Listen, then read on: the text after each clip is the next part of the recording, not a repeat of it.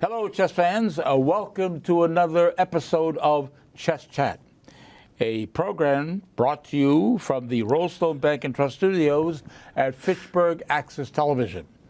I am your host, George Marajanian, Program Director of the Wachusett Chess Club at Fitchburg State University.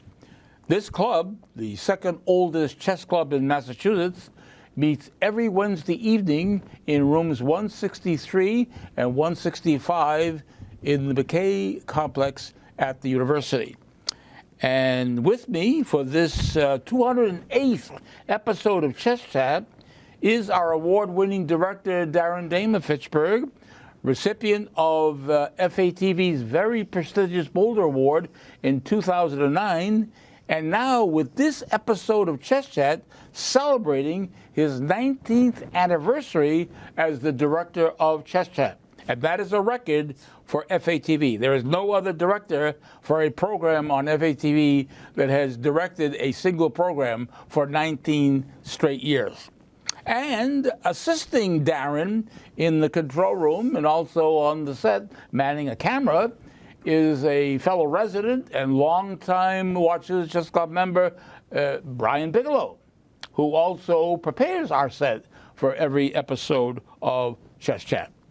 And sitting across from me is my co-host, my longtime colleague, associate, a very active tournament and club player. He actually plays at two chess clubs. Plays at the Wachusett Chess Club, of course, on Wednesday nights, but he also plays Monday nights now at the Keene's Chess Club the Knights Chess Club in Keene, New Hampshire. And he's a chess author, a chess photographer. He's a very busy guy in the world of chess. And I want to say hello to you, Dave. Hello, George. Good to see you. Good to see you. Now that you're living in Northampton, formerly living in Westminster, good to have you back. Keeping this program going. So has anyone even hosted a show for 19 years on FATV?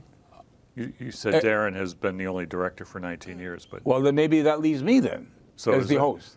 Yeah. Is there anybody who's broken that record for hosting? Oh, yeah. anything? Actually, no. Barbara Foster. Oh, okay. Barbara Foster has Barbara Foster, who has actually Barbara and You Tuesday nights on FATV, has a program that is actually she's been on the air more than 45, actually like 45 years. Really? She probably has the longest running community program. I mean, on cable access. TV in the nation. Wow. Yeah, no, she holds the record as far as she holds a national record as far as talk shows. Yeah. Barbara Foster does it on FATV. Okay. But we are going to devote this episode of Chess Chat to the upcoming U.S. Championship and U.S. Women's Championship. There are two championships that are going to take place, or going to start in a few days in St. Louis. Sunday, you said, right? Right. Sunday is the first round. Sunday, October 12th is round one. The day before, October 11th, which is a Saturday, happens to be National Chess Day. And you know what's happening on National Chess Day in Fitchburg on October 11th? There's a tournament, right? There's a tournament. The Wachusett Chess Club is the only chess club in Massachusetts, definitely, and possibly in New England, that is celebrating National Chess Day on Saturday, October 11th, with a tournament at the Fitchburg State University, the McKay complex. If anybody wants the details of that, they can go to the website of masschess.org, which is the Mass Chess Association. Click on the calendar, click on the event, National Chess Day Quick Tournament, and they will get all the details. Okay. So again, I'm glad you brought that up, that we are celebrating National Chess Day on the 11th. But back to the U.S. Championship. Yep. We have that is going to be two sections. We have a U.S. Women's Championship, 12 women, the creme de la creme in chess in this country. They're going to be playing a round robin, a single round robin. They play each other one game for 11. There'll be 11 rounds. Yep. And the U.S. Championship, it's not called the U.S. Men's Championship, but it does consist of all men. Now, there's nothing stopping a woman playing in the U.S. Championship if her rating were high enough, she would qualify to play in the U.S. Championship. But they do have a separate U.S. Women's Championship of which, who is the defending U.S. women's champion? Do our viewers know who Yes, our they champion? do. I hope they do. I hope our viewers who are fans, who are big fans of Done Chess enough Chat, shows. know that International Master Carissa Yip is the defending U.S. champion. She won it. She's actually won it last year. She won it the previous year. She's won it 3 times. Three times. She won it in 2021, 2023, and 2024 last year. And in 2022, I don't think she played. No, right? she didn't play in Right. in the that was the pandemic year. No, she was just concentrating on. No, that's right. On Because college. she was a student at Stanford University. So she's won it 3 times, and she's now the highest-rated player in the women's championship. But let's actually, I'm looking at our time that we have remaining, which we have time to discuss the both championship. We're going to present to our viewers all the participants in the championship, and we're going to start with the U.S. Women's Championship. And we're going to start with the lowest right now, currently the lowest rated player in the women's championship, and that is Jennifer Yu. Do we have a photo of Jennifer Yu? Yeah, let's stay on this photo of Jennifer Yu because she's 23 years old. She was born in Ithaca, New York. She grew up in Virginia. She is what we call a FIDE master, a World Chess Federation master. And her rating now for this tournament, her World Chess Federation or FIDE, her ELO rating or World Chess Federation rating is 2256. So she has seen a drop in her rating, which now makes her the lowest rated player in the tournament. But again, she's a former U.S. women's champion. She won the U.S. Women's Championship in 2019 and in 2022. That's Jennifer. Let's now move to the next woman in the tournament, which is going to be FIDE master Megan Paragua. And Megan is either 12 or 13. She was born in 2012, so I don't know whether she's still 12 or she's turned 13. But she was born in New York, and she's the daughter of Filipino parents. Her parents are Filipinos, and again, she's a FIDE master.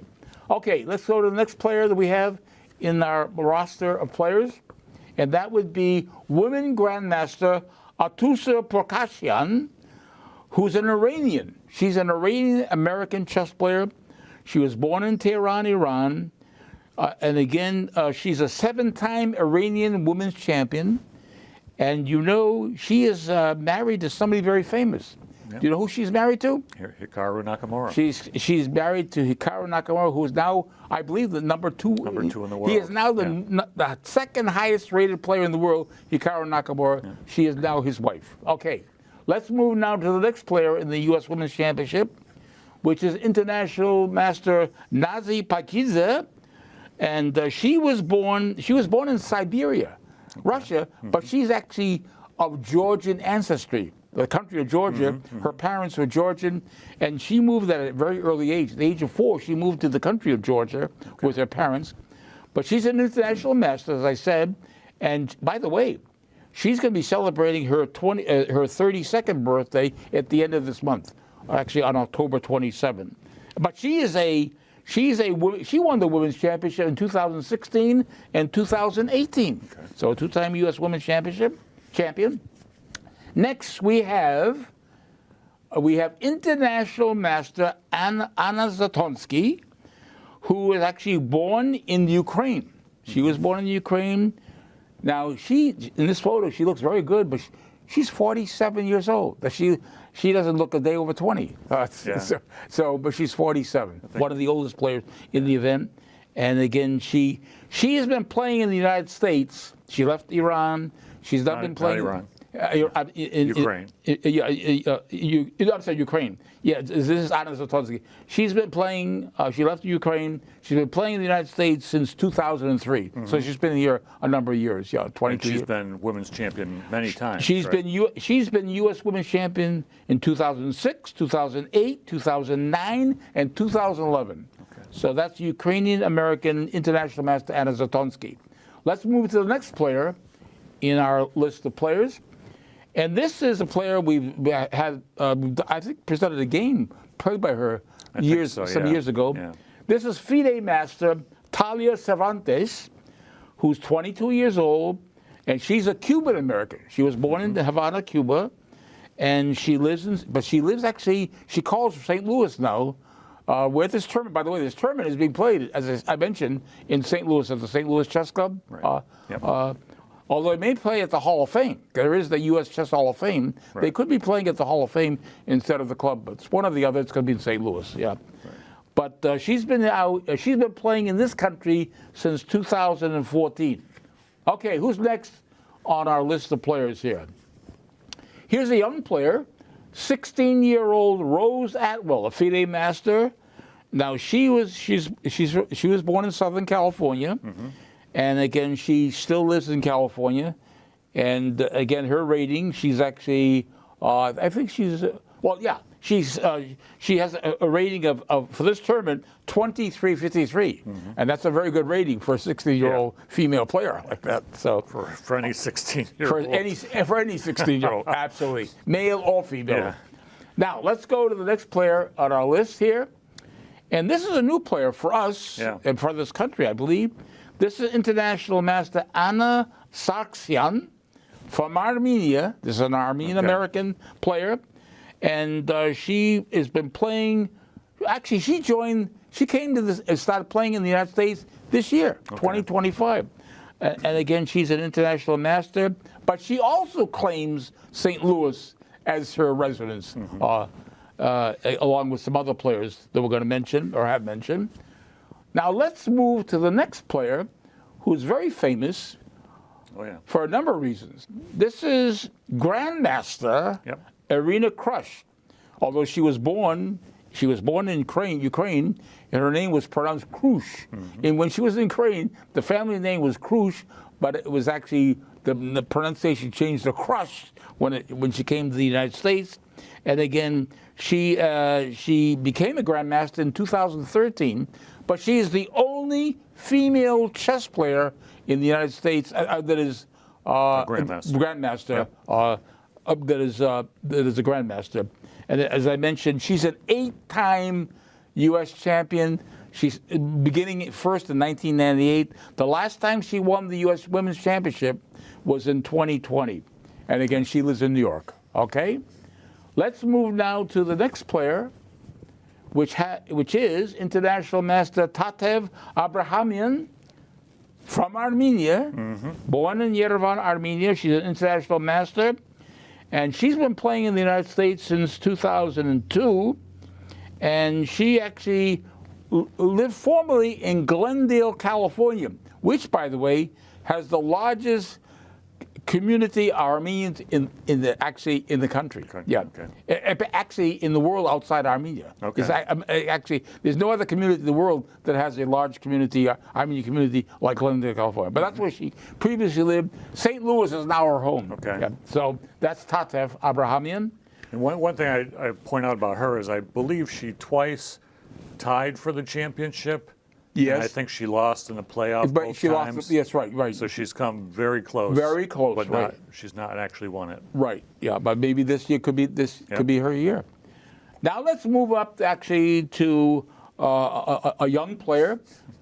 In fact, this is not going to be. It is international Miss Alice Lee. What I was going to say, she's going to be 16 years old. I believe next week. Okay. October 15th. What day is that? That's actually, next Wednesday. It's going to be Wednesday, October 15th. She'll be celebrating her 16th birthday. And she was born in Minneapolis, Minnesota. And she continues to live in Minnesota. And she actually is, as I say, international master. And she's the second highest rated woman player in this tournament. Yeah. And she's only 16. And her rating for this tournament is over 2,400. Yeah. She's 2409 for this tournament. But now we get to the defending champion. We've mentioned her before. And now we come to international master Carissa Yip, who is 22. She just turned 22 last month. And she is an international master. Her rating for this tournament puts her at 2452. She's the highest rated female player in the country. And again, she's won it, as I mentioned, 3 times.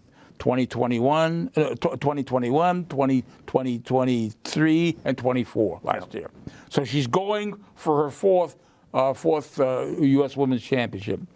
And now she is a student, technically is still a student at Stanford University, but she's taking time off.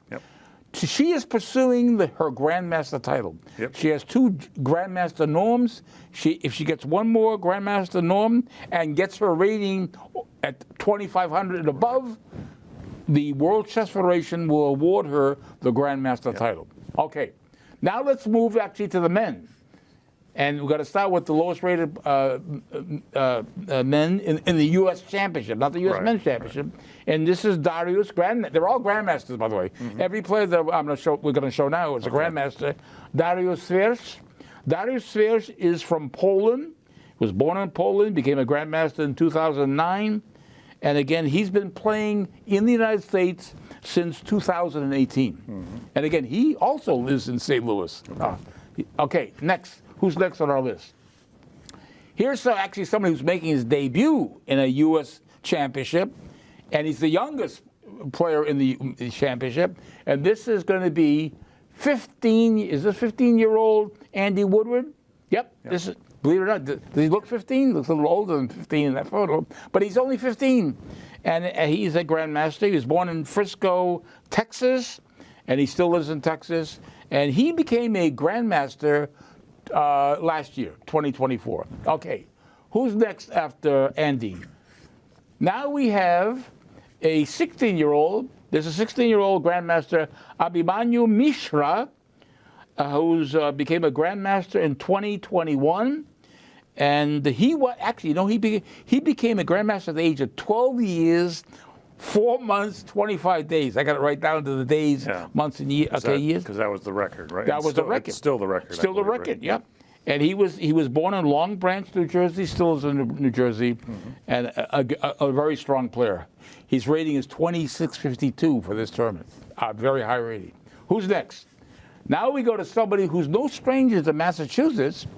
This is Sam Shanklin, Grandmaster Sam Shanklin, who was born in Berkeley, California, but he went to school in Massachusetts. He went to Brandeis University, graduated from Brandeis actually in 2014, and he is a former U.S. champion. That's right. He won the U.S. championship in 2018. Okay, that's Sam. Okay, let's move on to the next player, which is Grandmaster Grigory Oparin.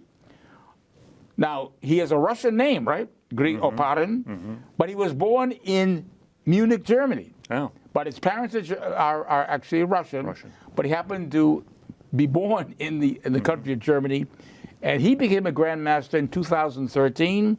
He's 28 years old, and again, he calls St. Louis his home now. So that's Grigory Oparin. Okay, who's next? As we move up the list here, here's Grandmaster Ray Robson, who will be celebrating actually his 31st birthday at the end of this month, October 25th. And he was born in Guam. Now, his parents, his mother was Chinese. His father was a professor of applied linguistics at St. Petersburg College in Florida. But again, they either were vacationing, or I don't know what the parents were doing in Guam, but that's where Ray Robson was born. But he grew up in Florida, where his father was teaching. Okay, who's next as we move up to the next? Oh, this is Grandmaster Sam Sevian, who lives in Holden, Massachusetts. He was born in Corning, New York. He moved with his parents to California for a period of time, but has been living in Holden, Massachusetts for a number of years. He is the highest rated player in Massachusetts, the highest player Grandmaster, but also the highest player in the state. And again, his rating for this event is 2698, which is a very high rating to have. That's Sam Sevian. Okay, let's move on to Grandmaster A1 Liang, 22 years old. And he was born in Wisconsin, Madison, Wisconsin, and he became a Grandmaster in 2017. His rating is over 2727, a high rating for a 22-year-old. Yeah, I think, wasn't he coaching Carissa for a while? Yes, I believe that's true. Yeah, Coaching or assisting? assisting in some way. Yes. Yeah. Okay, let's now move to another Armenian player. Yeah. Now an Armenian American player, and this is Grandmaster Levon Aronian, who just celebrated his 43rd birthday just a couple of days ago, October 6th. And he was born in Yerevan, Armenia, the capital. And he's actually he was Armenian champion in 2012, and he's been playing now in the United States since December 2021. That's when he became affiliated with the U.S. Chess Federation, and now plays for the U.S. Okay, and he lives or calls St. Louis his home. Another player who calls St. Louis home. Now let's move up to Grandmaster Hans Niemann. Hans Niemann is 22 years old. He was born in San Francisco. He lives in Connecticut, but he moved there actually to Connecticut in 2015, and he became a Grandmaster in 2021. And that's Hans Niemann, a very strong player with a rating of 2738. His current rating, 2738. Now who's next as we move up? Here is a former U.S. champion, actually a 3-time U.S. champion, but this is Grandmaster Wesley So. He is actually, he's going to be celebrating also on October 25th, his 32nd birthday, and he became a Grandmaster in 2008, but he lives in Minnesota. He lives actually in, I think it's Minnetonka. Minnesota. I don't know where that is in Minnesota, but that's where he still calls that his home. Although he's spending a lot of time playing around the world. Yeah, so, he's been a candidate, right, for world championship. Yes, Wesley So has been he has been a candidate, right. But now we'll come to a player who's played for the World Championship in the past, and he is a 4-time. We're going to come to a four-time U.S. champion, and this is Fabiano Caruana, who was born in Miami but grew up in Brooklyn, New York, and his parents are Italian. In fact, he actually went over to Italy, spent time living in Italy with his parents, but has come back, many years ago, and now, as I mentioned, he became a Grandmaster in 2007. He's 33 years old, and again, he lives in Florida. He actually, the residence I have for him is Newport Richey, Florida, is where he calls his home. So those are the participants. I think he's number 3 right now, I think, in the world. In the world, his world ranking right now, Magnus Carlsen remains number 1 of Norway. Yep. He's of Norway. Hikaru Nakamura of the United States is number 2.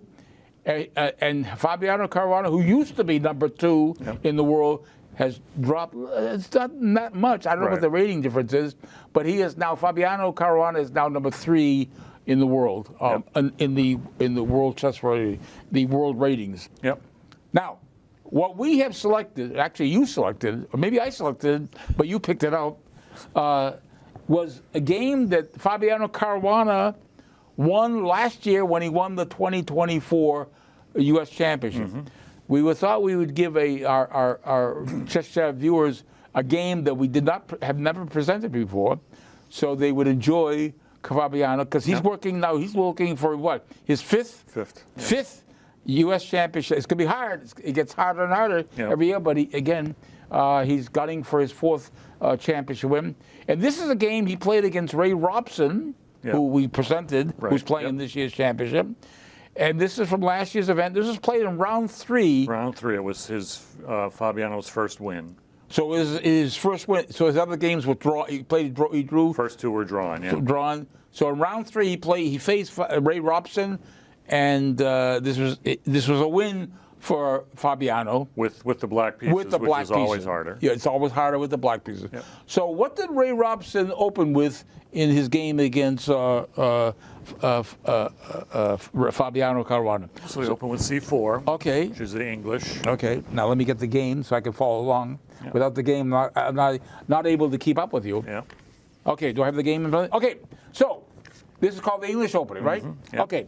So there are different ways to respond to this. We can maybe show on the board. We can play e5 is a good move. No, actually, maybe we haven't done e5 is possible. Knight f6 is possible. Sure, yeah. C5 symmetrical is possible. Symmetrical. All right, but what Fabiano played was e6. Okay. Yeah. All right, it's now Ray's second move. What did he do? He plays knight to c3, Okay. which is very typical with English. You've Right. pushed the pawn to c4 so that when you put the knight on c3, it's not blocking the pawn. Okay. Fabiano now follows up with d5. Plays the pawn to d5. Okay. Now he's attacking the pawn on c4. All right. How does Ray continue on move 3? So since he doesn't want black to be able to push the pawn and Yes. kick the knight, he's almost forced to play d4, and now we have Yes. a d4 opening. Now we have the queen's gambit declined. So we have a transposition from Right. an English opening with c4 now to a queen's gambit. Which happens a lot in English. Right. Okay. So what Fabiano did, or Fabi, his friends and family call him Fabi, he played knight f6, develops a piece, adds further defense on the pawn at d5, but it's the development of a good piece to a good square. Okay. Ray's fourth move, what does he do? C takes d5. Okay. Now by doing this exchange, which Ray did, he allows Caruana now to retake with the pawn. If this exchange did not happen, this light squared bishop would have been shut in. Right. But now by playing e takes d5, he's now opened up that bishop to be able to come out and develop. All right, so it is now Ray's next move, move 5. What does he do? Plays bishop to g5, developing the bishop and pinning the knight on f6. Okay. Now, is there a threat? Does White actually have a threat with that pin? Well, if he were to take, yes, and then black took back with the queen, yes, that would be a mistake to take with the queen. Then he would drop. He would lose the pawn. Yeah. But there is a threat of taking on the knight here and doubling the pawn, which is a weakness. Right. So she wants to avoid. Yep. Right. So, but because of that pin, Fabiano realized he has to protect that pawn on d5, and he does it this way: bishop e6. Yep. Brings the bishop to e6. Okay, it is now Ray Robson's sixth move. I think we had said this is Yes. a fairly rare move. I think it's more typical to Play bishop e7. bishop e7 to break the pin. Yeah, that is more commonly played. Yeah. So, but it's an alternative, but it's not as popular as bishop e7. All right. All right, so what does Ray do on move 6? He plays e3, opening up the diagonal for the light squared bishop. Okay. All right, so Fabiano continues with his development of his pieces, and he plays knight on b8 to d7. Knight bd7 is his move. Okay, all right. All right, it is now Ray Robson's 7th move. Yeah. He continues how? He wants to develop this bishop, so he puts it on d3. And that, yes, a good It's diagonal. more active than if he had placed it on. He'd be very passive D2, on the e2 square. Yeah. So bishop d3 is good. All right, here is where Fabiano now plays further defense of the pawn on d5 by playing c6. So he really is well defended. That pawn on d5 is well defended. Yeah. All right. But it does allow actually this queen, The queen to come out on the diagonal. on the diagonal here. Okay. What does Ray Robson do now on move 8? Now, Right, this is the mystery move. yeah, right. This is the mystery move. You told me that you found this very interesting. Yeah, it's not. It's been played, but it's very rare. And he spent 7 minutes. 7 coming minutes. up with this, just to decide on this. So he chose after pinning the knight to redeploy the bishop. Pull the bishop back. The bishop back. So the knight's no longer pinned. It's It's rare. That's rare to make a move with the. I guess looking at it now, I guess the one thing it does do is it stops him from immediately putting the bishop there. Right. Okay. Maybe that's what he was thinking. But it seems odd, right? Because he could have spent this move, developing another piece. The knight here. Bring a new piece into play. Right. Instead, he spent a move moving the it same back. piece. Yeah. Isn't there something about not good to move the same piece twice? In the opening. In general. In general, it's not a good idea to move the same piece more than once in the opening. But Okay. again, like we've said before, people at this level know when they can break the general rules. Okay, right. So here is where Caruana now plays the pawn to g6. Okay. Yeah. Okay. All right. Now, is this actually to vacate the square for the bishop, or is it not? We'll see. We're going to see why he played G6. All right, now it is now Ray's move. He plays on move 9. What does he do here? So another non-developing move. He just plays H3, which is... There's a reason for that. Yeah, and we'll see in a minute why he played H3. Now it makes sense why Fabiano played G6, because he was if he now gives the knight the opportunity to come here and attack this bishop, which couldn't retreat if that pawn stayed on H2. There'd be an immediate attack on the bishop, and that would be not good for white. So, but by doing this, by playing. All right, we're attacking it. So knight H5, the bishop is on attack, so it's got to save itself. So now it does have that square that was just vacated by the pawn. Okay. So now Fabiano, now a lot of players would say, well, I guess the idea of playing G6 was the fianchetto, or fianchetto the bishop, but no, Fabiano is playing the bishop to E7, playing it there. That G7 square is reserved for a different piece. Okay.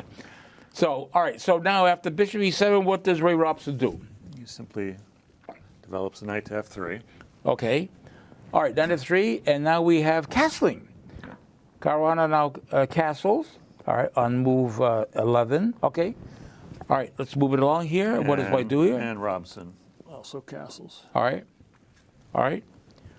So now we have this knight, which attacked that bishop, which forced it back to save itself, now comes back and occupies that square, G7 square. Okay. I'd say it's sort of like fianchettoing the knight. Yeah, which is unusual. Very unusual. Very unusual to have the knight on G7 on that square. Okay, what does Ray Robson do now? So he would like to push this pawn up to B4, but it would get captured, so he plays rook to B1, so it's going to be defended when he pushes it. Okay. So with the rook on B1, here is where Fabiano plays the bishop to F5, offering to exchange the bishops here. So that was his 13th move. Now, what does Ray Robson do? Does he take the bishop or play something else? He simply does. He carries out his plan. Yeah. The whole idea of rook B1 was to prepare the pawn to B4, and he does that. Now, I'm sure Ray would love to push this pawn even to B5 with an attack on the C pawn, but Fabiano's going to have none of that. He plays A6, which stops that. So that's a good defensive move, A6 on move 14. It is now Ray Robson's 15th move. How does he continue? And now, I guess one thing we could say is that this position is complex enough that right now, Ray Robson takes 10 minutes to decide to play knight to A4. I see. Which is unusual. A lot of time, first of all, to take. Like we were saying, if I've been thinking for 5 minutes, I'm thinking, I got to get moving, Right. And yet he took 10 minutes to decide on this. Yeah. By the way, the time control for the this year's U.S. Championship has to be the same as last year's when this game was played.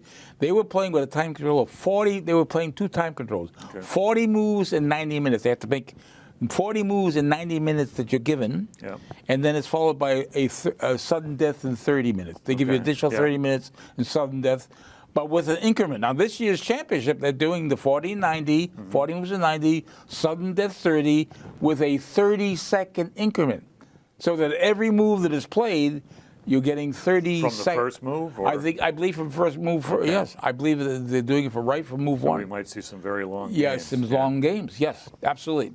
So, after knight A4, what Fabiano did was attack the knight with B5. Right, and he took 27 minutes. On B5? To figure out, to decide to... Well, that's a very long thing. Yeah. That's a very long time to think on a move like that. So I'm sure he knew that this next move was coming, but he just wanted to make absolutely sure that he liked the position after knight to C5. Okay.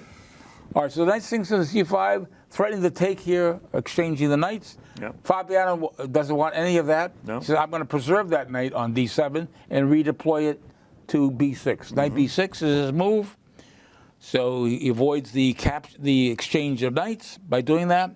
It is now Ray Robson's 17th move. 17th move. He plays knight e5. Does he have a threat? He's hitting this pawn on Okay. c6. All right, so that's the big threat. Yep. It's threatening to win the pawn on c6. And, of course, Caruana cannot allow that. So he defends that pawn on c6 with queen c8.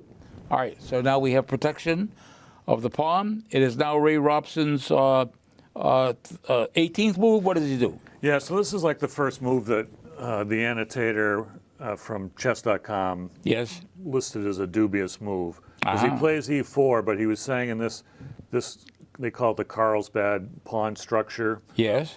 that usually you want to play f3 first to, Oh, and support that. And have that the F pawn support the advance but of he the just pawn. played e4 He played it immediately, instead of preparing it with f3 followed by e4. which, yeah, the annotator thought was not the best. Okay, so after e4, well, what Caruana did was actually take with the pawn. D pawn takes e4. D takes e4. That's what he did. And of course, Ray has to retake the pawn on e4. He takes it with the bishop, and Caruana captures the bishop on e4 this way. Bishop takes e4. And of course, there's only one move for well, actually, there's more than one move. Actually, after bishop takes e4, he took, he actually took back. Right. Yeah, knight takes e4. Knight takes e4. Okay.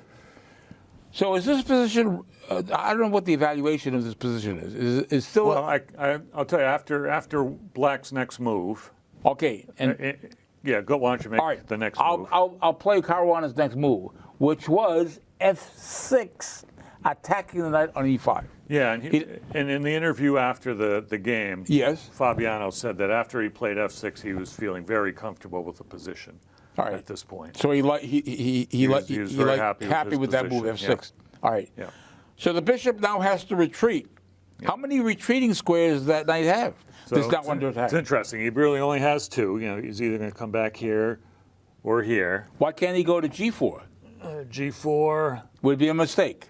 Be a mistake just because it would get forked. F5 would fork, and white would lose a piece. Yeah. Right. But just the interesting thing that I can see is he took like 11 minutes on this retreating to make move? this decision. Yeah. Okay. All right. So it's Caruana's move. His 21st move. Yeah. He decides he's got to seek play here, see some active play. Yeah, he'd like to activate that rook here. Yes. Right, because the rook is the only piece that hasn't moved at all, right? Yeah. This rook. All right, so he plays a5 with the threat with this of taking the pawn on here, which releases an attack on the pawn on e2. All right.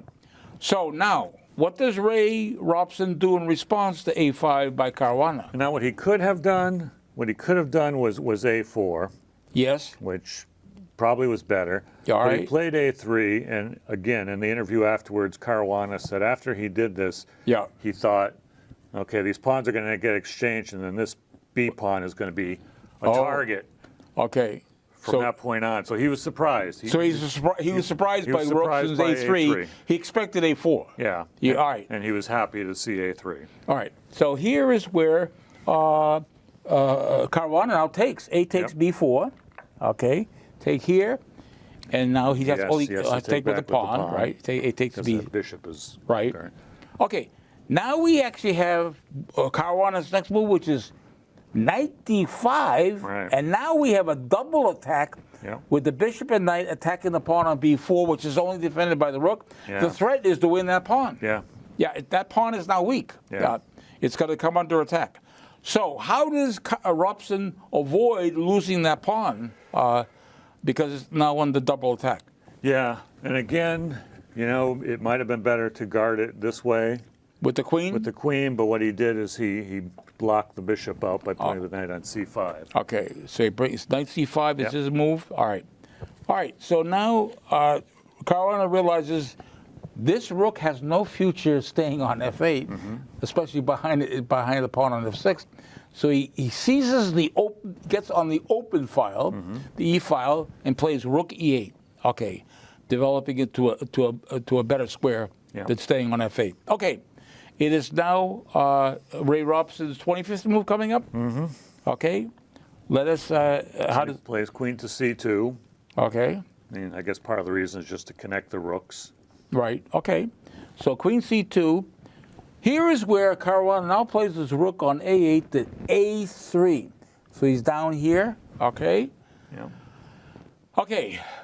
What does Robson do in response to that? The commentator said that he felt like Robson was running out of plans for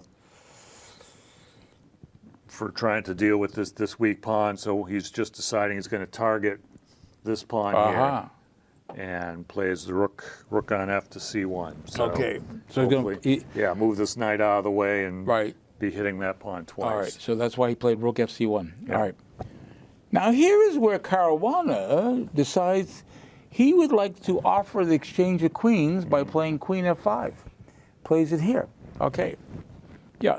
He'd like actually to eliminate the queens so he can actually maybe put more pressure on this pawn, maybe be able to have, not having the queen around when black attempts to put more pressure on that weak pawn on b4. Yep. So, after queen f5, what does Ray Robson do? And again, this was a long think, 22 minutes. Oh, wow. He spent deciding. 22 minutes thinking on this next move? As to whether he wanted to exchange. Okay, all right. And he did. Eventually he decided no. He decided it was, instead of retreating the queen to avoid capture, he decided he's going to capture, exchange the queens, and of course, Caruana recaptures, knight takes f5. Okay. So we have this position right here. Okay. Again, this pawn can possibly come under further attack. Yeah. All right. So now it is now Ray Robson's move. Yes. Yes. So again here, maybe the best thing was he could have played his knight here, which would have opened up. Oh, with the rook attacking the pawn on c6. You know, just attack immediately, but instead he decided he wanted to just try and trade off pieces. All right. Okay. So he played rook to b3. Okay. Yep. All right. So Caruana's not going to. He declines capturing that rook. Instead, he's got a better move, doubling the rooks. Rook e to a8. All right. So if there's a capture, if white captures the rook, at least he'll have a rook on the still on the a3 square. All right. So it's Ray Robson's next move, move 29. What does he do?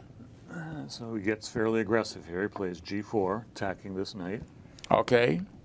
Now, does that knight now, most players I know would probably retreat that knight. Right, sure. Yep. Right, it's under attack. Yep. But Caruana decides, I don't have to retreat that knight right away. Right. I can actually eliminate this knight with my bishop.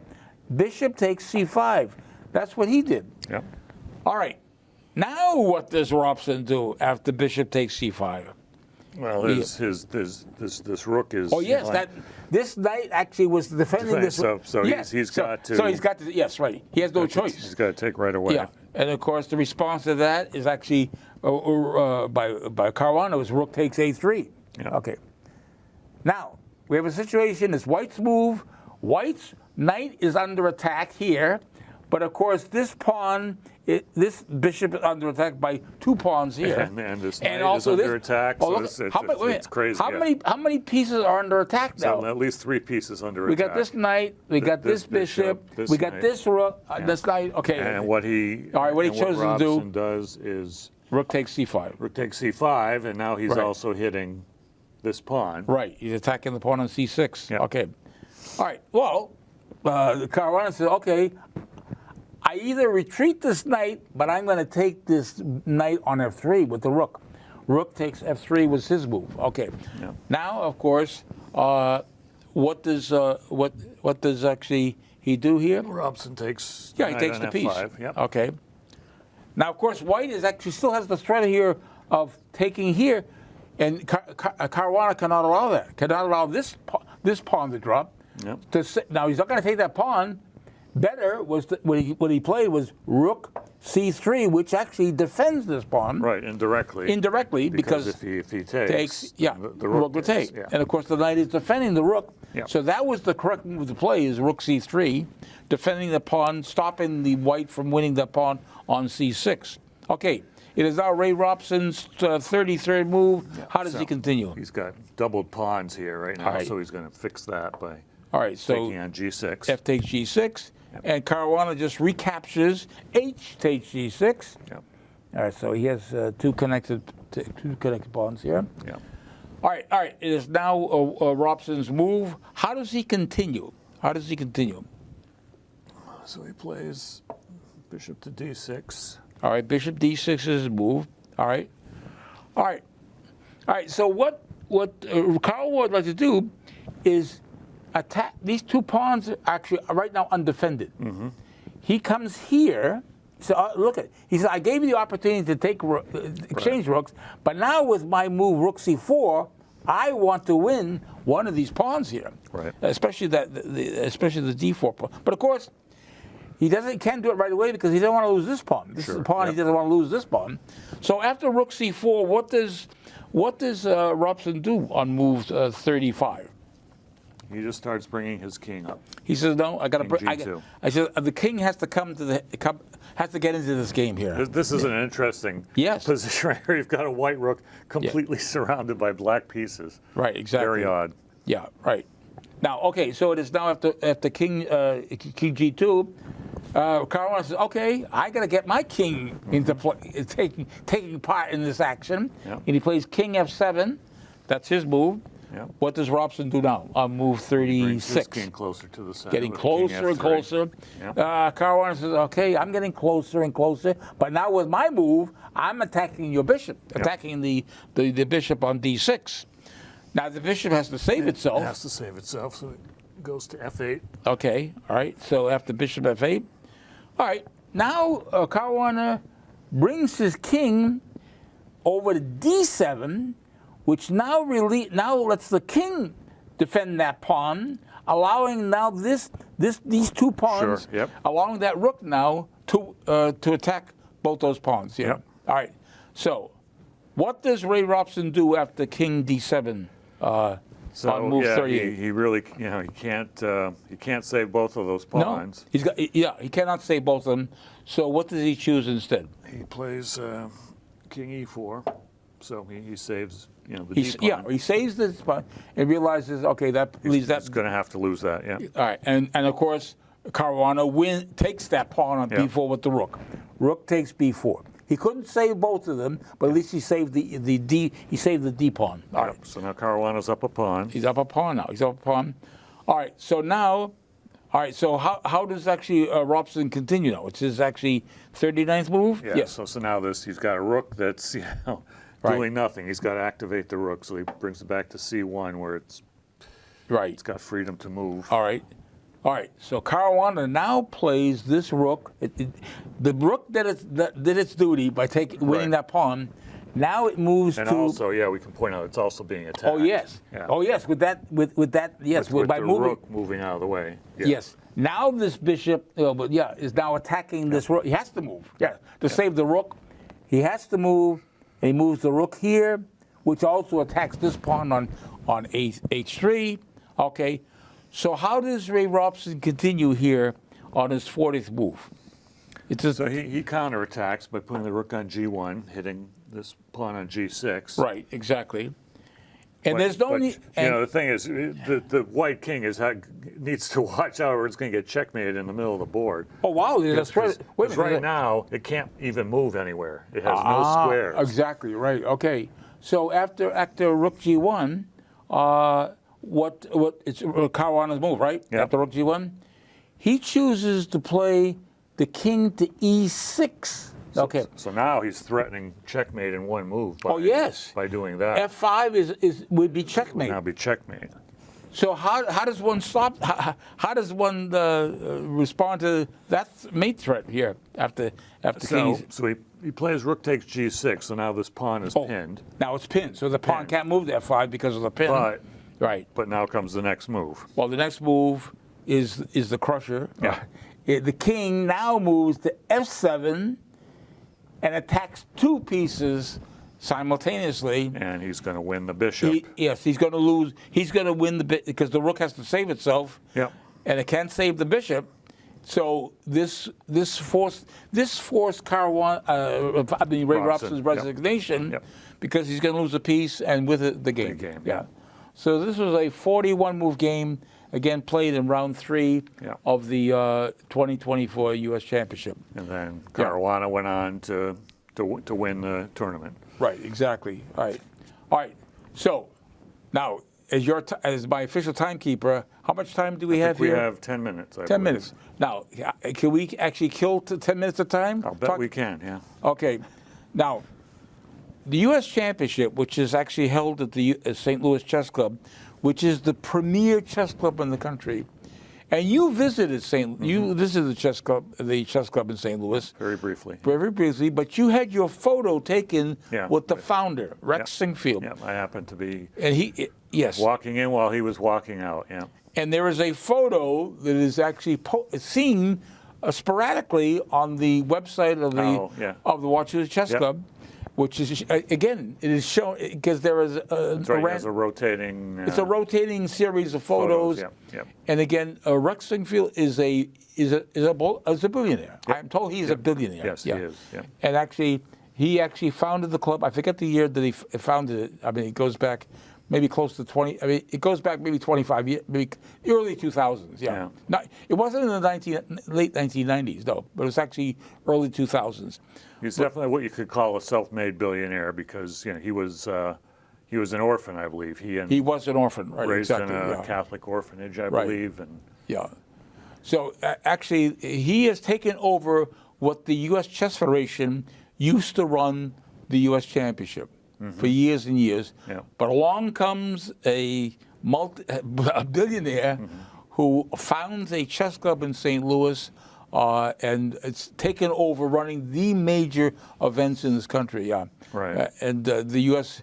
Chess Federation should be very thankful that we have actually the number one. It's the premier chess club as far as holding events. Right. And he holds international events there too, where people like Magnus Carlsen get invited. Right. And again, we've done a number of programs involved with tournaments held at the St. Louis Chess Club.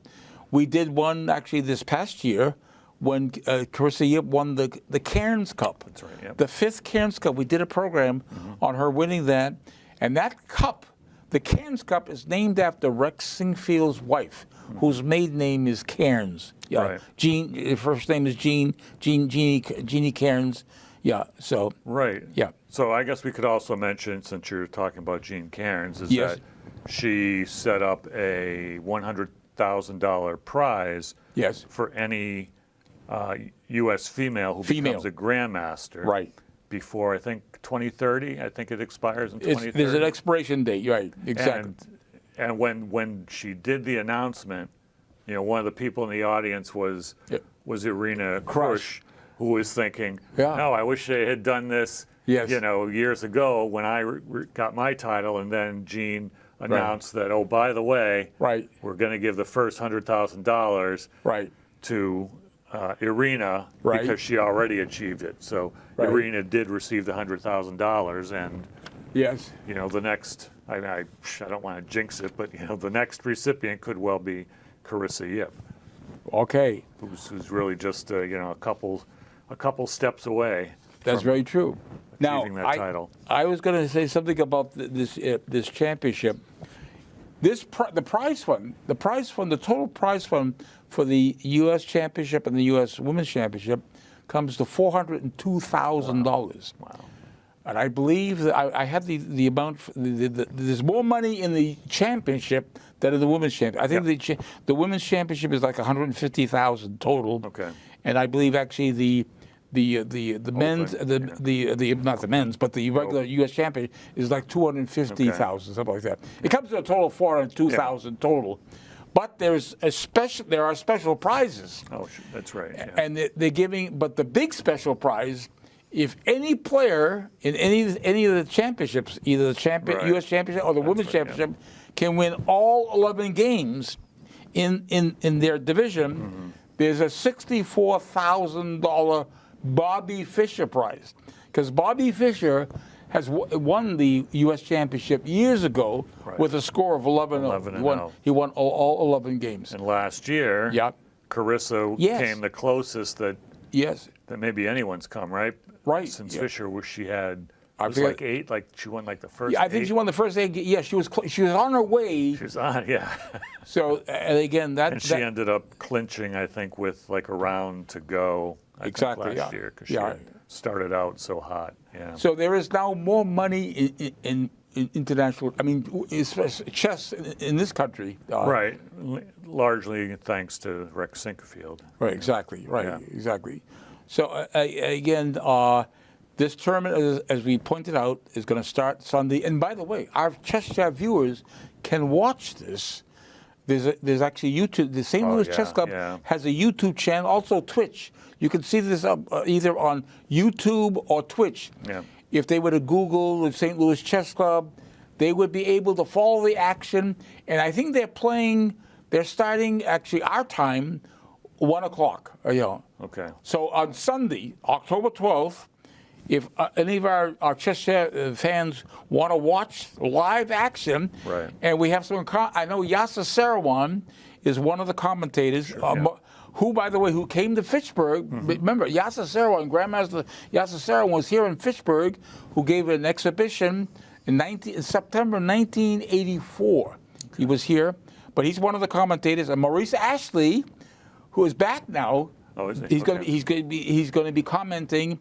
And I forget the woman player, woman grandmaster who's with them. Nemtsova? Katerina Nemtsova. Yeah. Yes, she'll be commenting with Yasser. Katerina and Yasser will be there at the desk, and Maurice actually stands usually in front of the analysis board. Right. They do a great job. Yeah, but this will consume. If our Chess Champ fans want to watch this, because this will consume a whole. I got a 2-minute warning. I got the 2-minute warning? 2-minute warning. Well, if our fans are really fanatic about chess and want to spend their entire afternoon. They can always pop in and out, too. They can pop in and out. But again, the schedule, you can find the schedule, what the rounds are. Yeah. And again, but I believe the final ceremony is on October 25th. Okay. Is when it's over. But again, I'm sure a lot of our Watch Chess Club members will be watching this on YouTube or Twitch when it comes to the start of the tournament. So again, we have Fabiano Caruana, the defending champion, going for his 4th U.S. championship win, and Carissa going for her 4th U.S. championship win. And we wish them both very good luck in this tournament. We're certainly rooting for Carissa because, if I'm not mistaken, were you not the last person to defeat? No, I always bring this up because people sometimes ask me, when Carissa was playing at the club, she won the club championship in 2014 with a perfect score of 7-0. Who was the last person to defeat Carissa before she left and went on to bigger and higher things? I said, well, it was none other than Dave Kuchar, the last person to beat it. Do you remember that game you played against? I remember very well. To this date, she's the highest rated player I've ever beaten. Right, exactly, right. So, but we're rooting for Carissa to win this U.S. Women's Championship. We're also rooting for her to get her 3rd Grandmaster norm. Yes. But again, there's a requirement by the World Chess Federation that she needs to have a rating, a minimum requirement, a minimum rating of 2,500. 2,500, right. Right now, for this tournament, she's 2,452. So I don't know how many rating points she can gain for. But again, I think this is not going to apply because as far as the Grandmaster, you have to. Well, no, they're actually. I think all these women who are playing in the U.S. Women's Championship are playing for the American. In order to get the norm, you have to play in tournaments that actually have players from other countries. Yes. Yeah. Yes. So this won't count. This will not count. Yeah. So we hope our Chess Chat fans enjoyed the game that you and I presented to them, and we actually, I think, plan to present the results of one of the championships on our next program, either the U.S. Championship or the U.S. Women's Championship. So we advise our Chess Chat fans to stay tuned for the next edition of Chess Chat. We can do both next month. Yes, we can probably do both.